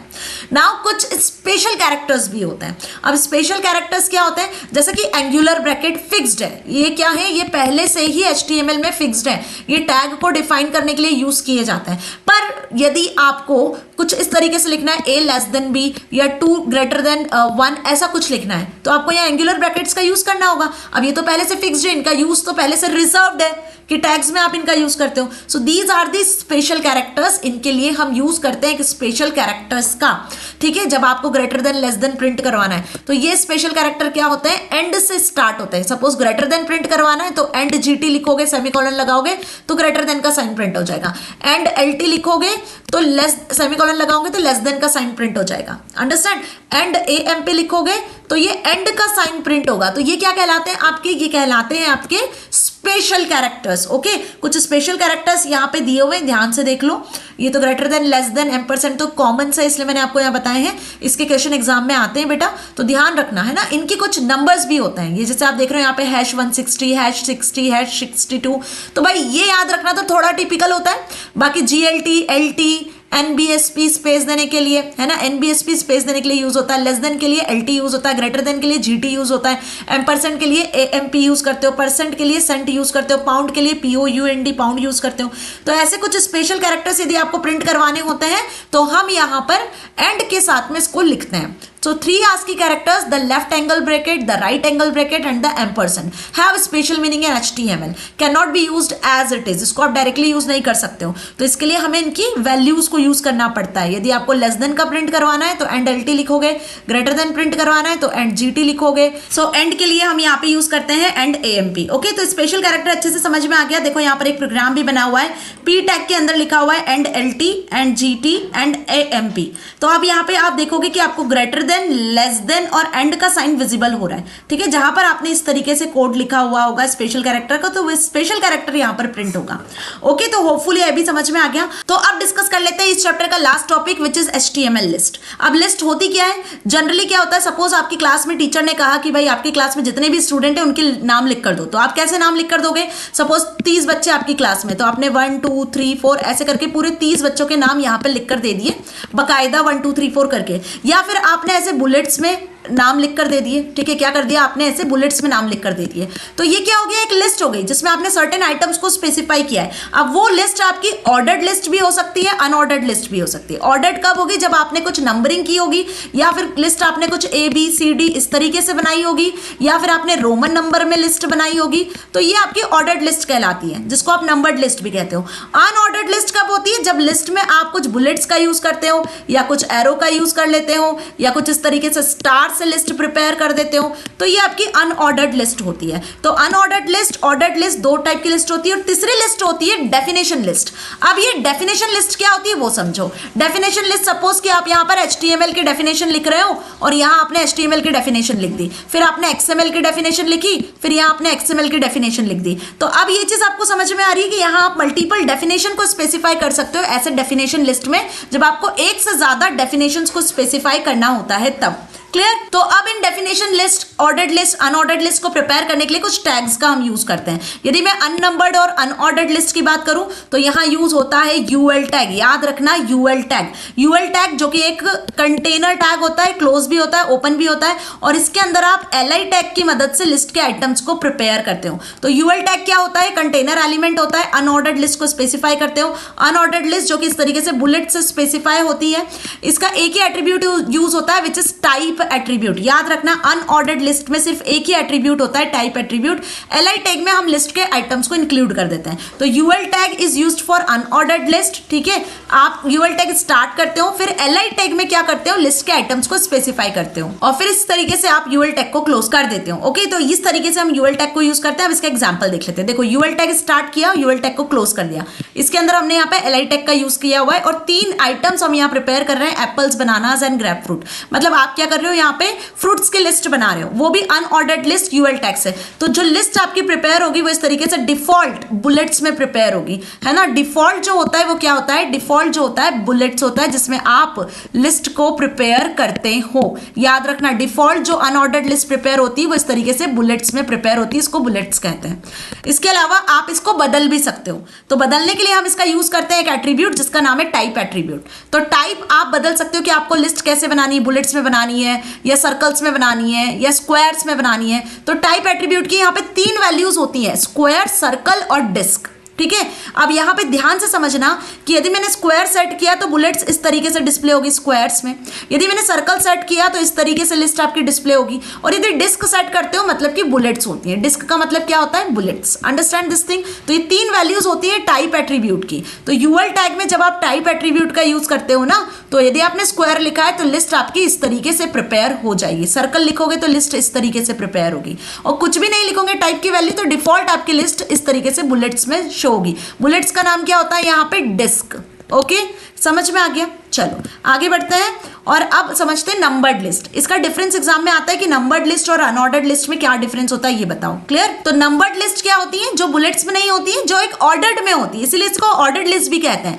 मतलब जब आप चाहते हो कुछ ऐसे 1 2 3 4 ऐसे कुछ नंबर्स के साथ में लिस्ट प्रिपेयर हो जाए, तो हम यहाँ पर ओएल टैग का यूज कर लेते हैं। किस टैग का यूज करते हैं? ओएल। ओएल टैग की मदद से आप ऑर्डर्ड लिस्ट बनाते हो। तो सीक्वेंस वही होता है इसका भी, ओएल टैग का यूज करना है, उसको क्लोज कर देना है। ये भी कंटेनर टैग होता है। इसके अंदर जो भी लिस्ट आइटम है वो आपको एलआई टैग में मेंशन करने होता है। एलआई टैग में ही हम सारे आइटम्स को मेंशन करेंगे। वही सेम फ्रूट्स की लिस्ट आपको बनानी है, वो भी आप ऑर्डर्ड लिस्ट बनानी है। ऑरेंज और ग्रेप्स आपने लिखा इस तरीके से, तो 1 नंबर पे आ जाएगा ऑरेंजेस और 2 नंबर पे आ जाएगा ग्रेप्स। ठीक है, तो डिफॉल्ट जो लिस्ट बनती है ऑर्डर्ड लिस्ट, वो नंबर्ड लिस्ट होती है। क्लियर? इतना समझ में आया? तो एलआई टैग की मदद से आप क्या करते हो? एक एक आइटम को स्पेसिफाई करते हो। तो ओएल टैग भी कंटेनर टैग होता है, ऑर्डर्ड लिस्ट डिफाइन करता है। यहां इसके 2 एट्रीब्यूट होते हैं, याद रखना। ऑर्डर्ड लिस्ट के 2 एट्रीब्यूट होते हैं, टाइप और स्टार्ट। अनऑर्डर्ड लिस्ट का सिर्फ एक ही एट्रीब्यूट होता है जो होता है टाइप, जिसकी 3 वैल्यू है, डिस्क, सर्कल और स्क्वायर। वहीं यदि बात करूं तो यहाँ पे लिस्ट आइटम को स्पेसिफाई करने के लिए वही एलआई टैग होता है, और इसको भी बॉडी टैग के अंदर लिखते हैं। नाउ यहाँ पे स्टार्ट एट्रीब्यूट का क्या मतलब होता है सुनो, क्योंकि ऑर्डर्ड लिस्ट बना रहे हैं तो आपको लिस्ट किस नंबर से स्टार्ट करनी है। डिफॉल्ट तो 1 2 3 से लिस्ट स्टार्ट होती है। अब आप चाहते हो कि भाई 1 से आपकी लिस्ट स्टार्ट ना हो, 10 से लिस्ट स्टार्ट हो, 10 11 12 13। तो यहाँ पे हमें जरूरत पड़ती है इस सिचुएशन में आकर स्टार्ट एट्रीब्यूट को स्पेसिफाई करने की। स्टार्ट में जो भी वैल्यू लिखोगे वहां से लिस्ट आपकी बनना शुरू हो जाएगी। आई बात समझ में? तो यहाँ देखो ओएल के आगे लिखा है स्टार्ट इक्वल्स टू 5। तो अब जो भी लिस्ट आइटम लिखोगे ना आप यहाँ एलआई टैग में, वो 5 से स्टार्ट होंगे और ओएल टैग को आपको यहाँ पे क्लोज करना होगा। आई बात समझ में? तो अब यहाँ लिखा है this is the item number 5, तो इसके आगे 5 आएगा और यहाँ लिखा हुआ आएगा दिस इज आइटम नंबर 5। 6 आएगा, उसमें लिखा रहेगा दिस इज नंबर 6। 7 आएगा एंड सो फोर्थ। तो ऐसे आपकी लिस्ट 5 से स्टार्ट होगी। तो स्टार्ट एट्रीब्यूट किस में यूज होता है? ऑर्डर्ड लिस्ट में ओएल टैग में स्टार्ट एट्रीब्यूट यूज होता है, ना कि यूएल टैग में यूज होता है। बाकी टाइप एट्रीब्यूट दोनों में यूज होता है। अब डिफॉल्ट जो टाइप होता है वो कौन सा होता है लिस्ट का? 1 2 3 4 इस तरीके से लिस्ट होती है। अब आप चाहते हो कि लिस्ट आपकी ABCD से शो हो जाए, है ना, 1 2 3 से ना हो, आपकी लिस्ट जो है रोमन नंबर में शो हो, तो इसके लिए हमें क्या स्पेसिफाई करना होता है? इसके लिए हमें स्पेसिफाई करना होता है टाइप एट्रीब्यूट। टाइप एट्रीब्यूट में आप बताते हो कि लिस्ट का टाइप कैसे रखना है। तो लिस्ट के टाइप की वैल्यू आप कैपिटल है, स्मॉल है, Roman number, capital Roman number, 1 2 3 जो सेट करना है। तो आप लिस्ट कैपिटल ABC से स्टार्ट कर सकते हो, स्मॉल ABCD से स्टार्ट कर सकते हो, कैपिटल रोमन नंबर से स्टार्ट कर सकते हो, स्मॉल रोमन नंबर से स्टार्ट कर सकते हो, 1 2 3 4 से स्टार्ट कर सकते हो। ये सारी वैल्यूज टाइप एट्रीब्यूट की होती है। And last is the definition list. अब डेफिनेशन लिस्ट क्या होती है? Definition list usually consisting of alternating of definition term, definition description. Definition list में आपको 3 टैग पढ़ने हैं। पहला होता है डेफिनेशन लिस्ट, जब आप प्रिपेयर कर रहे होते हो अब कौन से डेफिनेशन टर्म डिफाइन करोगे। सपोज HTML को डिफाइन करना है तो हमने HTML डेफिनेशन टर्म यहाँ स्पेसिफाई कर दिया। ठीक है, आई बात समझ में अच्छे से? फिर इसके अंदर आपको इसका डिस्क्रिप्शन लिखना होगा, तो DD टैग में आप इसका पूरा डिस्क्रिप्शन लिखोगे। और फिर इसके बाद में अगर और कोई आपको टर्म स्पेसिफाई करना है तो वो टर्म DT टैग में लिखोगे। तो ऐसे यहाँ पर डेफिनेशन लिस्ट को प्रिपेयर करने के लिए 3 टैग यूज होते हैं, DL, DT एंड DD। याद रखना DL, DT एंड DD, ये 3 टैग यहाँ पर डेफिनेशन लिस्ट को प्रिपेयर करने के लिए यूज किए जाते हैं। ये भी कंटेनर एलिमेंट्स होते हैं सारे, सभी को स्टार्ट और एंड करना होता है ना। और DL टैग के अंदर DT और DD टैग आता है, और ये सारे टैग्स जो हैं बॉडी टैग में ही लिखे जाते हैं। अब डेफिनेशन लिस्ट का एग्जाम्पल यहाँ दिया हुआ है, जरा इस एग्जाम्पल को ध्यान से समझना। ये DL टैग स्टार्ट किया, P टैग के अंदर हम DL टैग लगा रहे हैं, और HTML हमने पहली डेफिनेशन टर्म दी है और उसका डिस्क्रिप्शन लिखा है DD टैग में। फिर दूसरी डेफिनेशन टर्म दी HTML और DD टैग में उसका डिस्क्रिप्शन लिखा है और DL टैग को क्लोज कर दिया। तो यहाँ पे ये डेफिनेशन लिस्ट बन गई जिसमें आपने 2 डेफिनेशंस को स्पेसिफाई किया है DT टैग की मदद से। ठीक है, आई बात समझ में? सो अब जब आप इसको रन करोगे तो आउटपुट कुछ इस तरीके से आपको मिलेगा। ये डेफिनेशन टर्म हो गई, ये उनका डिस्क्रिप्शन हो गया, और ये डेफिनेशन लिस्ट यहाँ पे प्रिपेयर हो जाएगी। तो कुछ इस तरीके से आप ऑर्डर्ड लिस्ट, अनऑर्डर्ड लिस्ट और डेफिनेशन लिस्ट का यूज कर सकते हो। नाउ नेस्टेड लिस्ट को भी हम प्रिपेयर कर सकते हैं। अब नेस्टेड नेस्टेड लिस्ट क्या होती है वो समझो। लिस्ट विद इन लिस्ट, जब आप किसी लिस्ट के अंदर किसी दूसरी लिस्ट को यूज करते हो तो वो नेस्टेड लिस्ट कहलाती है, ठीक है। मतलब फॉर एग्जांपल यदि आप यहाँ पे देखो तो लिखा हुआ है अ फ्यू इंडियन स्टेट्स, ये बुलेट से स्टार्ट किया है, तो इंडियन स्टेट्स के नाम यहाँ पे दे दिए रोमन नंबर्स में, झारखंड, उत्तरांचल, छत्तीसगढ़। फिर एक बुलेट आया जिसमें लिखा है 2 अदर स्टेट्स, फिर वेस्ट बंगाल, कर्नाटका, फिर ए बी नंबर्स में स्टार्ट हुआ है। तो यहाँ पे एक चीज आप नोटिस कर पा रहे होंगे कि फ्यू इंडियन स्टेट और 2 अदर स्टेट्स, ये हो गई आपकी अनऑर्डर्ड लिस्ट, ठीक है, जिसमें लिस्ट आइटम आपका पहले ये है और दूसरा लिस्ट आइटम ये है, और अनऑर्डर्ड लिस्ट को यहाँ पे कर दिया क्लोज। और यहाँ अंदर देखोगे आप एक OL टैग की मदद से ऑर्डर्ड लिस्ट प्रिपेयर की है, जिसका टाइप क्या है, जिसका टाइप है आई, ठीक है। फिर यहाँ पे एक OL लिस्ट से ऑर्डर्ड लिस्ट प्रिपेयर किया है, जिसका टाइप क्या है, टाइप है ए। आई बात समझ में अच्छे से। तो एक UL टैग के अंदर आपने OL टैग को यूज किया है, UL टैग के अंदर आप OL को यूज कर रहे हो, तो एक लिस्ट के अंदर जब दूसरी लिस्ट यूज कर लेते हो तो ये कहलाती है nested list. Understand this thing. तो नेस्टेड लिस्ट भी हम प्रिपेयर कर सकते हैं, ठीक है, कंफर्म। अब चलो इसका प्रैक्टिकल देखते हैं। मैं सारे टैग्स जो मैंने यहाँ बताए आपको प्रैक्टिकली बताने वाली हूँ, क्लियर। तो इसके लिए आपको क्या करना होगा, इसके लिए आपको जाना होगा कहाँ पर, नोटपैड पर। तो यहाँ से हम जरा नोटपैड को स्टार्ट कर लेते हैं। जैसे मैंने बताया कि notepad is the basic software. ये नोटपैड यहाँ पर ओपन हो चुका है, ध्यान से समझ लो। अब आपको क्या करना होता है, सबसे पहले HTML टैग को स्टार्ट करना होता है और HTML टैग को हम कर लेते हैं क्लोज। होपफुली आपको विजिबल हो रहा होगा, नहीं हो रहा है तो मैं इसका थोड़ा फॉन्ट साइज इंक्रीज कर देती हूँ ताकि आपको क्लियरली विजिबल हो सके, ठीक है। विजिबल हो रहा है। HTML टैग के अंदर सारे टैग्स लिखे जाते हैं। सपोज मैंने यहाँ पर लिखा हेड टैग, और हेड टैग में ही हम क्या करते हैं, टाइटल टैग को स्पेसिफाई कर देते हैं, राइट। तो अब हम यहाँ पर क्या कर रहे हैं, टाइटल टैग में लिख देते हैं suppose my web page, clear, web page, और टाइटल टैग को कर देते हैं यहाँ पर क्लोज।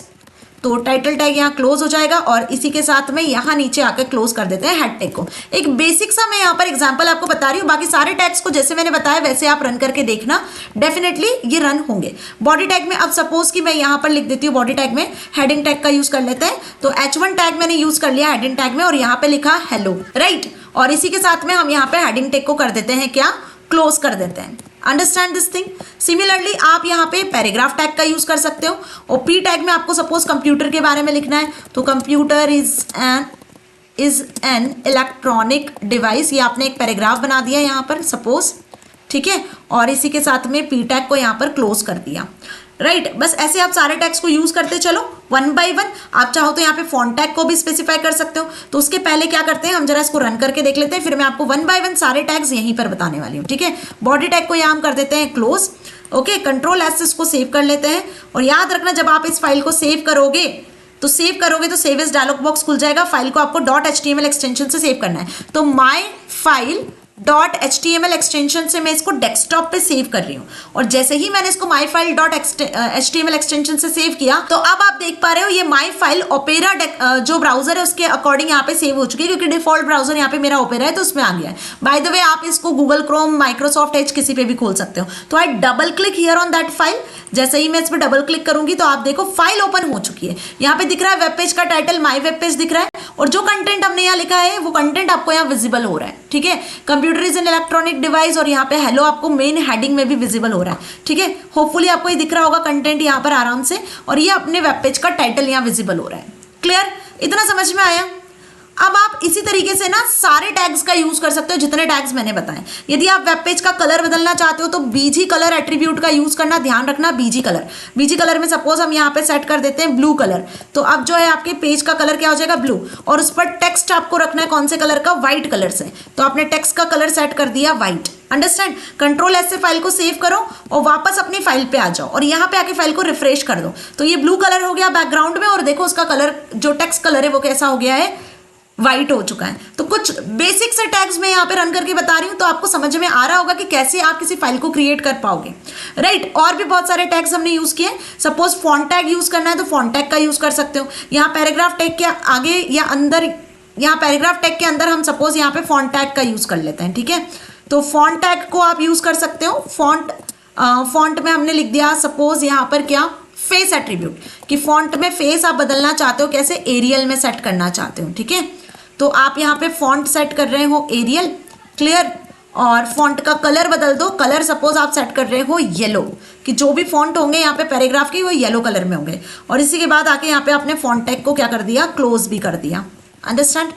तो ये फॉन्ट टैग यहाँ क्लोज हो गया, कंट्रोल एस से इसको सेव करा और वापस फाइल पे आते हैं और इसको कर लेते हैं रन। तो ये देखो यहाँ पर फॉन्ट बदल चुके हैं, येलो कलर में अब आपको फॉन्ट विजिबल हो रहे हैं, विजिबल हो रहे हैं। ये हेलो टाइम्स न्यू रोमन में दिख रहा है डिफॉल्ट, और अब ये आपको एरियल में फॉन्ट यहाँ विजिबल हो रहा है। तो ये चीज आपको समझ में आ पा रही है कि फॉन्ट भी यहाँ बदल चुके हैं। तो फॉन्ट का फेस एट्रीब्यूट याद रखना, ना कि टाइप एट्रीब्यूट होता है, ये चीज ध्यान रखना। जितने इंपॉर्टेंट से टैग्स है ना जिसके क्वेश्चंस एग्जाम में आते हैं वो मैं सब यहाँ बता रही हूँ।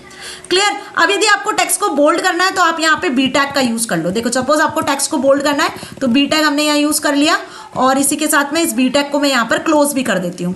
और इटैलिक अंडरलाइन करना है तो जिस सीक्वेंस में लिखोगे उसी सीक्वेंस में आपको यहाँ पे क्लोज भी करना होगा। सपोज इसको हेलो को हम इटैलिक भी कर लेते हैं और इसको हम अंडरलाइन भी कर लेते हैं, तो BIU इसी सीक्वेंस में आपको इसको क्लोज भी करना होगा, ये ध्यान रखना। ठीक है, पहले क्लोज करेंगे यू टैग और फिर क्लोज करेंगे हम कौन सा टैग, आई टैग। अंडरस्टैंड। तो यहाँ पे हमने आई टैग लगा दिया, कंट्रोल एस से सेव करती हूँ और फाइल को रन कर लेती हूँ। तो ये हेलो जो है ना अब देखना डिफरेंट हो जाएगा, ये आपका बोल्ड भी हो गया, इटैलिक भी हो गया, अंडरलाइन भी हो गया। तो BIU टैग भी आपसे पूछे जाते हैं। ओके, यदि मैं बात करूँ सुपर स्क्रिप्ट सब स्क्रिप्ट टैग की तो यहाँ पे एंटर प्रेस करके मैं सुपर स्क्रिप्ट सब स्क्रिप्ट टैग भी यूज करती हूँ। देखो SUP से सुपर स्क्रिप्ट टैग यूज होता है। सपोज मैंने यहाँ पे लिखा X और X के आगे मैंने लिखा सुपर स्क्रिप्ट और 2 लगा दिया, ठीक है, और सुपर स्क्रिप्ट टैग को फिर मैंने कर दिया क्लोज। तो अब ये जो है X स्क्वायर में आपको विजिबल होगा। ठीक है, अब ये मुझे नई लाइन में शो करवाना है तो यहाँ पे मैं BR टैग लगाती हूँ और BR टैग के अंदर अब हम सब स्क्रिप्ट टैग का यूज करते हैं। तो सपोज मैंने लिखा H और 2 आपको नीचे शो करवाना है तो मैंने यहाँ पे लिखा सब स्क्रिप्ट टैग और 2 लिखा और फिर सब स्क्रिप्ट टैग को मैंने यहाँ पर क्लोज कर दिया। Understand this thing. ये कहाँ क्लोज हो गया, ओके, यहाँ पे सब स्क्रिप्ट टैग को हमने यहाँ पर क्लोज कर दिया। तो अब यहाँ पे देखो 2 टैग मैंने यूज कर लिए, सुपर स्क्रिप्ट सब स्क्रिप्ट, और BR टैग से लाइन भी ब्रेक होगी। ओके, कंट्रोल एस से फाइल को सेव करती हूँ, ऑल्ट टैब से रन करती हूँ फाइल को। अब यहाँ देखो जैसे ही रिफ्रेश करूंगी तो आप देखो ये X स्क्वायर दिख रहा है सुपर स्क्रिप्ट से और H2 आपको दिख रहा है सब स्क्रिप्ट से। आई बात समझ में। और यहाँ पे ये दोनों एक के बाद एक दिख रहे हैं क्योंकि हमने BR टैग का यूज किया। BR टैग क्या करता है, लाइन को ब्रेक कर देता है। क्लियर हो रही है मेरी बात। BR टैग क्या करता है, लाइन ब्रेक कर देता है। तो ये लाइन अच्छे से समझ में आ गई आपको। तो अब हम क्या करते हैं, यहाँ पर BR टैग हटा के क्या कर देते हैं, यूज करना है। मतलब आपको एक हॉरिजॉन्टल लाइन ड्रॉ करवानी है तो आपने HR टैग का यूज कर लेना है। ठीक है, ये HR टैग मैंने यहाँ पे यूज कर लिया। कंट्रोल एस से फाइल को सेव करते हैं और फिर इसको कर लेते हैं यहाँ पे आके रन। जैसे ही रन करूंगी तो देखो ये हॉरिजॉन्टल लाइन भी आ गई। अब यहाँ पे आप शेड, नो शेड, कलर किसी का भी यूज कर सकते हो। सपोज कलर एट्रीब्यूट में यूज कर लेती हूँ और कलर हम सेट कर देते हैं, क्या कलर हम सेट कर देते हैं, सपोज रेड कलर की लाइन जो है वो रेड कलर की होनी चाहिए। ठीक है, अलाइन भी यूज कर लेती हूँ कि अलाइन जो होना चाहिए वो क्या होना चाहिए, सेंटर अलाइन होना चाहिए। अंडरस्टैंड। तो अब इसको कंट्रोल एस से सेव करके और रन करते हैं। आ जाते हैं फाइल पे। जैसे ही मैंने किया यहाँ पे रिफ्रेश, देखो ये सेंटर अलाइन हो गया, ये पूरा डॉक्यूमेंट है उसके सेंटर में अलाइन होकर दिख रही है आपको लाइन, और इसी के साथ में रेड कलर की भी दिख रही है। ओके, यदि आप चाहो तो यहाँ पे इसकी वैल्यूज भी सेट कर सकते हो, इसका साइज भी सेट कर सकते हो। सपोज साइज मैंने यहाँ पे सेट कर दिया 20। कंट्रोल एस से इसको सेव करती हूँ और इसको कर देती हूँ रन और रिफ्रेश करती हूँ तो आप देखो ये 20 साइज के अकॉर्डिंग लाइन आपको विजिबल होगी। तो साइज भी आप सेट कर सकते हो अपने अकॉर्डिंग, जैसे आपको अलाइन करना है वैसे अलाइन भी कर सकते हो। तो ऑलमोस्ट टैग्स मैंने यहाँ पे बता दिए। अब और लिस्ट टैग को यूज कर लेते हैं, जरा लिस्ट टैग भी देख लेते हैं क्या होता है ना। तो लिस्ट टैग को स्पेसिफाई करने के लिए मैं यहाँ से ये सारी चीज़ों को पहले तो कर देती हूँ डिलीट। होपफुली आपको सारे टैग्स अच्छे से समझ में आ गए हैं, है ना। ये एस को यहाँ से डिलीट कर देते हैं। नाउ अब यहाँ पे हम लिस्ट बनाते हैं, तो ध्यान से समझना। लिस्ट बनाने के लिए सपोज पहले मैं UL टैग का यूज करती हूँ, अनऑर्डर्ड लिस्ट बनाते हैं। ठीक है, एंटर प्रेस किया और यहाँ पे अब आप स्पेसिफाई कर दो LI टैग। तो LI टैग में सपोज हम वही किसकी लिस्ट बना रहे हैं, फ्रूट्स की लिस्ट बना लेते हैं। तो मैंने यहाँ लिखा एप्पल। LI टैग को क्लोज करो, ये ऑप्शनल होता है, चाहो तो आप लगाओ भी, चाहो तो आप मत लगाओ। तो सपोज ऑप्शनल है तो हम नहीं लगाते हैं। दूसरा लिस्ट आइटम हम क्रिएट कर लेते हैं यहाँ पर ऑरेंज। ओके, और इसी के अंदर UL टैग को क्लोज कर लेते हैं। ठीक है, कंट्रोल एस से फाइल को मैं सेव कर लेती हूँ और अब आ जाते हैं फाइल पे और इसको कर देती हूँ रिफ्रेश। तो यहाँ पे देखो ये अनऑर्डर्ड लिस्ट प्रिपेयर हो गई। आराम से समझ में आ रहा है अच्छे से। अनऑर्डर्ड लिस्ट बुलेट्स में शो हो रही है।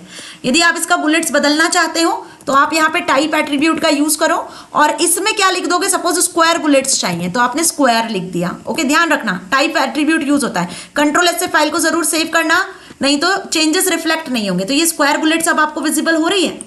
ठीक है, देख पा रहे हो कि स्क्वायर बुलेट्स अब आपको विजिबल हो रही है। जब आपने टाइप एट्रीब्यूट का यूज नहीं किया था तो आपको बुलेट्स डिस्क में विजिबल हो रही थी। ओके, अब यदि इसी को मैं यहाँ पे लिख देती हूँ OL टैग, क्या लिख देती हूँ OL टैग, तो अब एक ऑर्डर्ड लिस्ट आप देखना प्रिपेयर हो जाएगी। हम 2-3 आइटम्स और बढ़ा देते हैं, सपोज हाईलाइट टैग में मैंने यहाँ पे ग्रेप्स भी लिख दिया, क्लियर। और अब यहाँ से टाइप हम हटा देते हैं फिलहाल, और इसी के साथ में इसको करते हैं अब Ctrl+S से सेव करके रन। तो यहाँ पे इसको जैसे ही रिफ्रेश करूंगी तो अब ये 1 2 3 डिफॉल्ट आपकी ऑर्डर्ड लिस्ट आपको विजिबल हो रही होगी, ठीक है। अब इसमें यदि आपको 1 2 3 से स्टार्ट नहीं करवाना है तो आप यहाँ पे लिखो स्टार्ट, किससे स्टार्ट करवाना है, सपोज 10 से स्टार्ट करवाना है, तो आपने यहाँ पे 10 लिख दिया, ठीक है। Ctrl+S से फाइल को सेव करोगे और अब अभी 1 2 3 से दिख रहा है, रिफ्रेश करूंगी तो देखो ये लिस्ट आपकी 10 11 12 से स्टार्ट हो गई। तो ये चीज क्लियर हो रही है कि नहीं हो रही है, स्टार्ट का यूज किया है। अब सपोज हम टाइप दे देते हैं कि हमें टाइप चाहिए रोमन नंबर्स, तो मैंने यहाँ पर रोमन नंबर स्पेसिफाई कर दिया कि लिस्ट मेरी रोमन नंबर में होनी चाहिए और 10 से स्टार्ट होनी चाहिए, तो X से स्टार्ट होगी लिस्ट, देखना क्योंकि हमने स्टार्ट भी वैल्यू भी दी हुई है। तो अब जैसे ही रिफ्रेश करोगी तो देखो ये 10 11 12 से लिस्ट आपकी शो हो रही है। ओके, आ रही है बात समझ में अच्छे से। अब यहाँ पे आप नेस्टेड लिस्ट का भी यूज कर सकते हो, जैसे मैंने आपको बताया कि we are using the nested list also. तो सपोज मैंने यहाँ पर एक नेस्टेड लिस्ट बना दी UL टैग से, UL टैग लगाया और यहाँ पे मैंने एक लिस्ट आइटम बना दिया LI टैग से, सपोज की फ्रूट्स। ओके, यहाँ मैंने लिखा यहाँ पर एप्पल इज रेड, ऐसा लिख दिया मैंने, ठीक है। और इसी के बाद मैंने इस UL टैग को क्लोज कर दिया। तो अब आप ध्यान से समझो कि मैंने यहाँ पर क्या किया है, OL टैग के अंदर ही, है ना, आप देख पा रहे हो OL टैग के अंदर ही मैंने यहाँ पर ये UL टैग का भी यूज किया हुआ है, ठीक है। और Ctrl+S से इसको सेव करके अब कर लेते हैं इसको हम यहाँ पर रन। तो आप देखो ये एक बुलेट्स यहाँ पे दिख रही है आपको, ठीक है। मतलब ये आपकी हो गई है कौन सी लिस्ट, ऑर्डर्ड लिस्ट, उसके अंदर ये एक अनऑर्डर्ड लिस्ट आपको यहाँ पे प्रिपेयर होती हुई शो हो रही है। तो आप नेस्टेड लिस्ट का भी यूज कर सकते हो सिंपल इसी तरीके से। आपको यदि डेफिनेशन लिस्ट बनानी है तो आप डेफिनेशन लिस्ट को भी प्रिपेयर कर सकते हो। डेफिनेशन लिस्ट बनाने के लिए क्या करोगे, DL टैग का यूज कर लोगे और DL टैग के अंदर आपको लिखना होगा DT टैग, कौन सा टैग, DT, जिससे डेफिनेशन टर्म को डिफाइन करोगे। तो वही HTML हमने लिख लिया और अब आप इसके अंदर यूज करोगे किस टैग का, DD, इसका डिस्क्रिप्शन लिखोगे। तो आप सपोज लिख रहे हो HTML is web page layout language, okay, layout language, ये आपने इसका डिस्क्रिप्शन लिख दिया, डन। अब दूसरी डेफिनेशन टर्म आपको स्पेसिफाई करनी है तो DT टैग का यूज किया और आप यहाँ पे लिख रहे हो सपोज कंप्यूटर, है ना, कंप्यूटर की डेफिनेशन लिखनी है। तो अब इसका DT टैग यूज करोगे, DT टैग में कंप्यूटर का एक्सप्लेनेशन दोगे, computer is an electronic device, आपने ये डेफिनेशन लिख दी सपोज कंप्यूटर की। इसके बाद आपको क्लोज करना होगा DL टैग को, ओके। तो ये हमने क्या किया, DL टैग स्टार्ट किया, क्लोज किया, उसके अंदर DD टैग का यूज कर लिया। Ctrl+S को सेव कर लो और अब आ जाते हैं और इसको कर लेते हैं रन। तो ये देखो दो डेफिनेशन लिस्ट आपकी यहाँ प्रिपेयर हो चुकी है प्रॉपर फॉर्मेट में। आपको अलाइनमेंट वगैरह कुछ सेट करने की यहाँ जरूरत ही नहीं पड़ी है, प्रॉपर अलाइनमेंट में आपको सारी चीजें यहाँ विजिबल हो रही है, ओके। तो ये कुछ बेसिक टेक्स्ट थे जो बहुत इंपॉर्टेंट है, होपफुली आपको समझ में भी आए होंगे अच्छे से, कहीं कोई अब डाउट नहीं होगा, है ना जी। तो सारे टैग्स मैंने यहाँ होपफुली आपको बता दिए जो इंपॉर्टेंट है। एक चीज ध्यान रखना बस कि BG कलर जो एट्रीब्यूट होता है ये बैकग्राउंड कलर को सेट करता है ना, बैकग्राउंड कलर सेट करता है, याद रखना इसकी वैल्यू बैकग्राउंड कलर होती है रेड ग्रीन ब्लू। वहीं यदि आपको बैकग्राउंड में कोई इमेज सेट करनी होती है तो आप यहाँ पे यूज करते हो किसका, आप यूज करते हो बैकग्राउंड एट्रीब्यूट का।